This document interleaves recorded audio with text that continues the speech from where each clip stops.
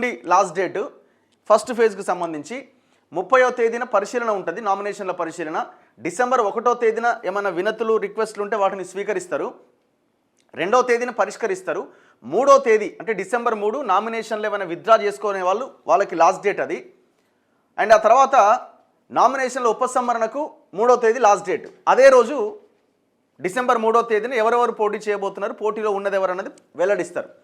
సరే, ఏదేమైనా ప్రభుత్వం కూడా కొంత పెద్ద మనసు చేసుకొని ఆలోచించి ఆ ఎంఆర్ఓలని పూర్తి స్థాయి టైం అక్కడే కేటాయించి, పెద్ద సమస్య కాదు, జస్ట్ చెక్ చేయడం, సైన్ పెట్టి ఇచ్చేయడమే కదా. అదే మీ ఆస్తులు ఎంత, మీ కథ ఎంత, వ్యవహారం ఎంత ఇన్వెస్టిగేషన్ చేసేది ఏముండదు కదా. గ్రామ సెక్రటరీ ఫస్ట్ సంతకం పెడతాడు. మరి ఇప్పుడు ఎట్లుందో ప్రాసెస్. దాని తర్వాత ఇంతకుముందు గిరిదావరో ఎవరో ఉండే, ఇప్పుడు ఆయన ఏం లేదనుకుంటున్నా నాకు తెలిసి. డైరెక్ట్ ఎంఆర్ఓ దాన్ని జారీ చేస్తాడు.